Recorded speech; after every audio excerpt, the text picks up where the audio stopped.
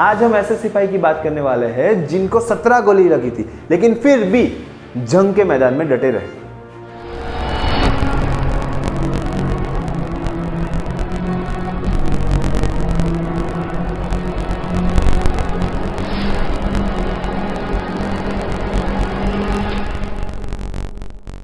हाय, मैं चिराग परमार आप सबका स्वागत करता हूं मेरी चैनल कारवेशन में, जिसे हम कैरेक्टर प्लस मोटिवेशन की बात करते हैं।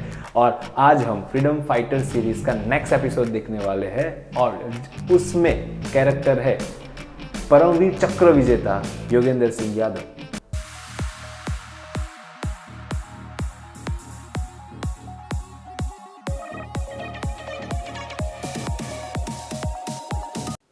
योगेंद्र सिंह यादव का जन्म 10 मई 1980 को हुआ था और उनके पिता करण सिंह जी यादव वो खुद आर्मी में थे। उन्होंने 1965 और 1971 में इंडिया की तरफ से जंग लड़ी थी। आप समझ सकते हो कि उनके घर में कैसा एटमॉस्फेयर होगा। और बड़ी एक और बात कि उनके जो बड़े भाई थे वो भी आर्मी में थे। तो आर्मी में जाने के बाद योगेंद्र सिंह यादव 1990 में छुट्टियां लेने गए थे क्योंकि वो शादी करने जाने वाले थे। तभी कारगिल सेक्टर में कुछ हलचल हो रही थी पाकिस्तान की ओर से।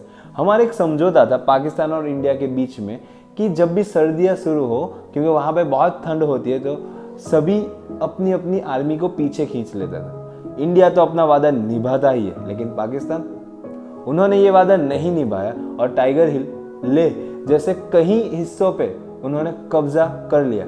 ये बहुत बहुत बहुत बड़ी गड़बड़ हो चुकी थी, जिसकी वजह से उनकी छुट्टियां भी कैंसिल हो गई। और वो ऐसा टाइम था सर्दियों में, वहाँ पे एयरफोर्स कुछ काम ही नहीं कर सकती थी, जिसकी वजह से जो कुछ भी करना था वो आर्मी को ही करना था। जिसकी वजह से उनकी योगेंद्र सिंह की छुट्टियां कैंसिल हो गई और उसके बाद वो सबसे लोअर रैंक में थे, लेकिन फिर भी उनको वो टुकड़ियों में शामिल किया गया। और टाइगर हिल की जब बात करें, उसका सीधा 90 का स्लोप था।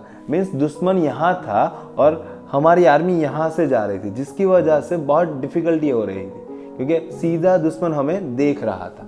और इस पे कई सारी मूवी भी बनी है, लक्ष्य देखी होगी आपने और एलओसी भी। योगेंद्र सिंह यादव लोअर रैंक पे थे, फिर भी उनको उस टुकड़ियों में शामिल किया गया। वो टुकड़ी के नाम थे अल्फा, चार्ली और घातक टुकड़ियां। ये 3 टुकड़ियां 2-3 दिन से चल रही थी, लेकिन दुश्मन का ठिकाना ही नहीं मिल रहा था। इतनी बर्फ थी और इतना बड़ा एरिया था। तो वहां पे सचिन निम्बालकर एक सिपाही, उन्होंने बोला कि आप सब यहाँ पे आराम कीजिए, मैं आगे जाके देखता हूँ। तभी पत्थर के पीछे छुपे पाकिस्तानी सैनिक ने उन पे हमला कर दिया, फायर कर दिया। और उसी टाइम पे अपनी सेना को, हमारी इंडियन सेना को संभलने का मौका नहीं मिला और बहुत सारी लाशें बिछ गई। लेकिन फिर भी हमारी इंडियन आर्मी ने उन लोगों को मार गिराया और सोचा कि अब यहीं पे बेस बनाना चाहिए। उन्होंने वहां पे बेस बनाया और सिर्फ 2 टुकड़ी आगे बढ़ी, क्योंकि उन लोगों को पता चल गया था अब आगे दुश्मन रहेगा। इसकी वजह से 2 टुकड़ी आगे गई और सीधी चढ़ान की वजह से वो लोग रस्सी लगा के उस पर चढ़ रहे थे। अब समझिए, दुश्मन यहाँ है और हमारी सेना यहाँ से जा रही है और ऊपर से फायर हो रहा है और बहुत सारे हमारे सिपाही वहाँ पे शहीद हो रहे थे। सिर्फ 7 सिपाही ऊपर पहुंचने में कामयाब हुए थे, उसमें से एक थे योगेंद्र सिंह यादव। ऊपर जब ये 7 जवान पहुंचे, तब पाकिस्तानी जवानों के साथ, अपने 7 जवान के साथ लगातार 5 या 6 घंटे तक फायरिंग चली।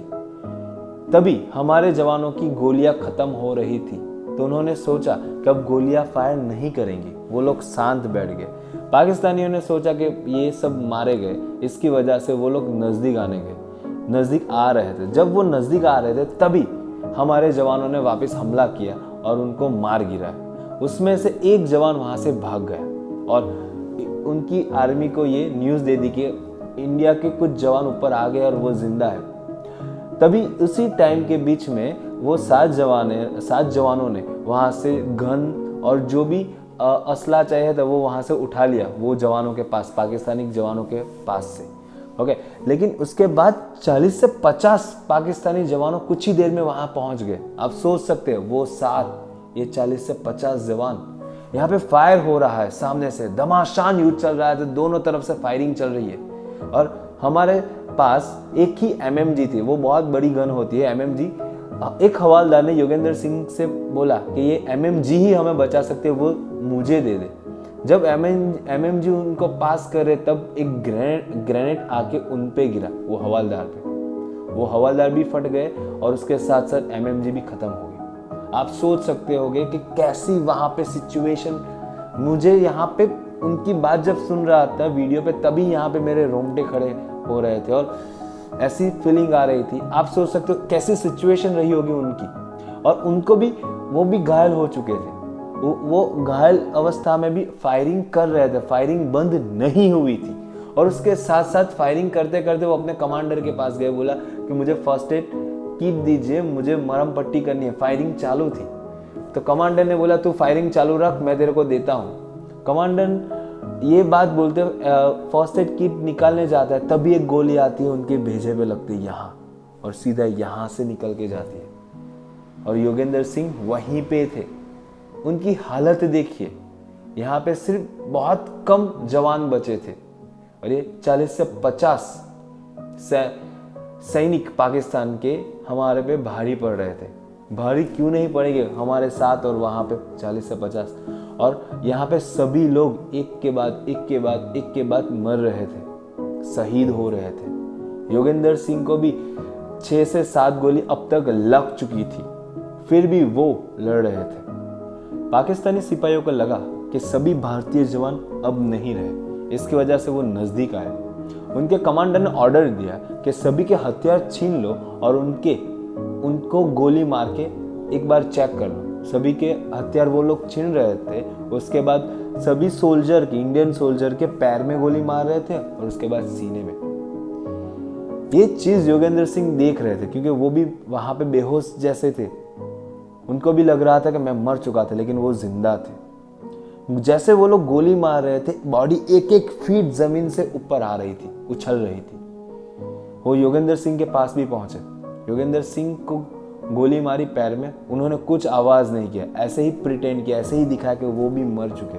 उसके बाद दूसरी गोली मारी सीने में, लेकिन उनको देखिए, वो एक देशभक्त थे और उनके साथ साथ कुछ अच्छा काम करने वाले थे, जिसकी वजह से वो गोली उनको लगी। लेकिन वहां पे एक पर्स था और उसी पर्स में 5-5 के सिक्के थे, जिसकी वजह से गोली उनके बॉडी को छू नहीं सकी। लेकिन वो वहां पे ऐसे ही पड़े रहे, क्योंकि पाकिस्तानी का क्या प्लान था, वो नीचे जाके बेस को बताना बहुत ही जरूरी था, क्योंकि वो ही इंफॉर्मेशन पास नहीं करते तो ऊपर क्या चल रहा था किसी को पता नहीं चलता। जिसकी वजह से वो वहां पे अपनी बारी का वेट कर रहे थे। अपनी बारी का मीन्स अपने चांस का वेट कर रहे थे। जब पाकिस्तानी सोल्जर की बात करें ना, तो वो उनके इंटरव्यू में बोला है उनको कि वो बहुत अमानवीय व्यवहार कर रहे थे, सभी पे थूक रहे थे, गालियां दे रहे थे, लात मार रहे थे, ऐसा कर रहे थे। और ये सभी चीज योगेंद्र सिंह पड़े पड़े देख रहे थे।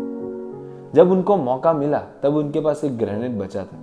वो ग्रेनेड उन्होंने निकाल के फेंका तो पाकिस्तान के कमांडर के जो हुड आता है, कैप की हुड, वहां पे जाके गिर गया और जिसकी वजह से उस कमांडर का सर फट गया और यहाँ पे अफरा तफरी मच गई पाकिस्तानी सोल्जर्स में। आप सोचिए तब वो लोग क्या सोच रहे थे। वो लोग सोच रहे थे कि इंडियन आर्मी नीचे से ऊपर आ गई है और वही हमला कर रही है, और वो वहां से भाग खड़े हुए। पाकिस्तानी सोल्जर को भागते देख योगेंद्र सिंह यादव ने भी गन उठा के फायर कर दिया और उन्होंने 6 से 7 पाकिस्तानी सोल्जर को मार गिराया। पाकिस्तानी सोल्जर को यही लग रहा था कि इंडिया ने नीचे से हमला कर दिया है, इसकी वजह से वो भाग खड़े हुए और इसका फायदा उठा के योगेंद्र सिंह यादव, तब उनको लगभग 16 गोली लग चुकी थी, फिर भी वो क्राउलिंग कर के नीचे जा रहे थे, क्योंकि उनको पता था इन्फॉर्मेशन पहुंचाना बेस तक बहुत जरूरी था। जब वो क्राउलिंग करके नीचे जा रहे थे, सिर्फ उनको लाशें ही दिख रही थी, अपने दोस्तों की, अपने साथियों की। वो वहां रो रहे थे। 3 घंटे वहां रोने के बाद वो आगे बढ़े, तब वो एक खड्डे में गिर गए। तब उनको लगा कि वो पाकिस्तान की ओर गिर गए। तब हमारी इंडियन आर्मी को ऐसा आदेश था, कुछ भी हो जाए LOC क्रॉस नहीं करना। वो डर गए कि मैं शायद पाकिस्तान की ओर आ गया, लेकिन फिर भी उन्होंने क्राउलिंग कर करके आगे बढ़ते रहे। ये देखिए जज्बा दिखा रहा है, क्योंकि वो जानते थे इन्फॉर्मेशन कितनी ज़रूरी है।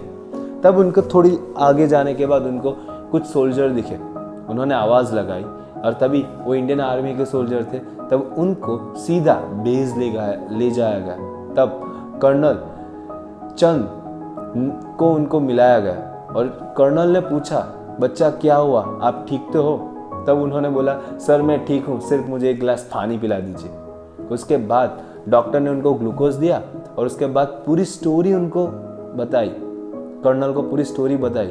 तब कर्नल ने पूछा कि वहाँ क्या क्या ज़रूरत है, तो उन्होंने बताया कि वहाँ हथियार और सिपाहियों की सबसे ज़्यादा ज़रूरत है। तब कर्नल ने उनको वापस पूछा, क्यों, खाने की ज़रूरत नहीं है? तब योगेंद्र सिंह ने क्या जवाब दिया, जो उनका जज्बा दिखाता रहा, सर हम 72 घंटों से लड़ाई कर रहे हैं और ये 72 घंटों में मैंने सिर्फ एक बिस्किट का आधा पैकेट खाया हुआ है। हम लोग लड़ लेंगे, लेकिन हमारी माँ को, भारत माँ को किसी को छीनने नहीं देंगे। ये जज्बा था, ये समर्पण दिखा रहा था उनका, जिसकी वजह से वो वहाँ तक भी पहुँचे इन्फॉर्मेशन लेके।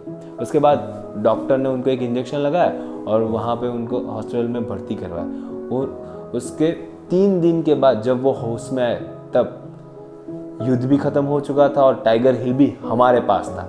और 26 जुलाई 1990 को ये युद्ध ख़त्म हुआ और वो युद्ध ख़त्म होने के बाद उनको परमवीर चक्र से नवाजा गया। और ये तब सबसे छोटे और आज तक के सबसे छोटे ऐसे सिपाही हैं जिनको परमवीर चक्र से नवाजा गया है। तो उनको सलाम करते हैं। और ऐसे कई सारे सिपाहियों को जिसने देश के लिए जान दी है, तो ऐसे सिपाहियों के लिए और ऐसे सिपाहियों से हमें जो मोटिवेशन मिलता है, जो आम आदमी तक मैं पहुंचाना चाहता हूं, वो हम लोग क्विक मोटिवेशन में देखेंगे।